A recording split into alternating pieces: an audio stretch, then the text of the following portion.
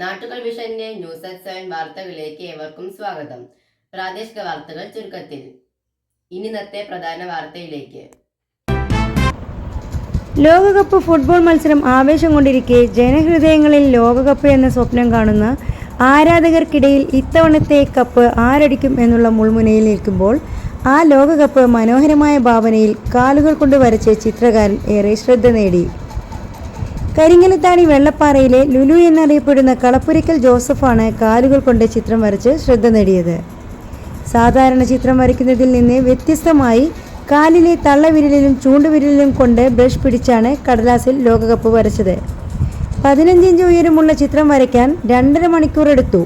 Acrylic പെയിന്റാണ് ഉപയോഗിച്ചത്. ലോക football പ്രേമികൾക്ക് വ്യത്യസ്തമായൊരു കലാസൃഷ്ടി സമർപ്പിക്കണമെന്ന് ആഗ്രഹമാണ് കാലുകൾ കൊണ്ട് ലോകകപ്പ് വരയ്ക്കാൻ പ്രചോദനമായതെന്ന് 45-കാരൻ ലുലു പറഞ്ഞു. ഇടതുകൈയിലെ വിരലിലെ നീട്ടി വളർത്തിയ നഖമുപയോഗിച്ച് മമ്മൂട്ടിയുടെ വർണ്ണചിത്രം വരച്ചത് സാമൂഹിക മാധ്യമങ്ങളിൽ വൈറലായിരുന്നു.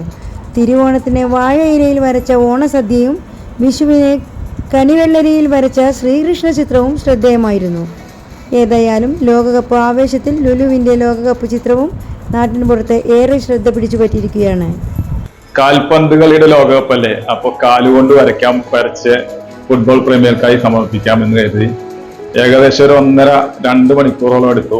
മുഴുവനായും കാലുപയോഗിച്ച് തന്നെയാണ്, കാലിൽ ബ്രഷ് വെച്ച് അങ്ങനെയാണ് മുഴുവനായും വരച്ചത്. പിന്നെ അക്രലിക് പെയിന്റ് കൊണ്ടാണ് വരച്ചത്. പിന്നെ ഞാൻ ഒരു 27 വർഷമായി ഇപ്പോൾ ഇവിടെ കരിങ്കലത്താനിയിൽ ലുലു ആർട്സ് എന്ന സ്ഥാപനം നടത്തുന്നു. പിന്നെ ഞാൻ ഇടത് കൈയിലെ ചെറുവിരലിലെ നഖം കൊണ്ട് മമ്മൂക്കായനെ വരച്ചിരുന്നു. അത് കഴിഞ്ഞ് മോഹൻലാലിനെ, ലാലേട്ടനെ വരച്ചു. അത് കഴിഞ്ഞിപ്പോൾ സഞ്ജു സാംസനെ വരച്ചുകൊണ്ടിരിക്കുകയാണ്. പിന്നെ കണിവെള്ളരിയിൽ ശ്രീകൃഷ്ണനെ വരച്ചിരുന്നു.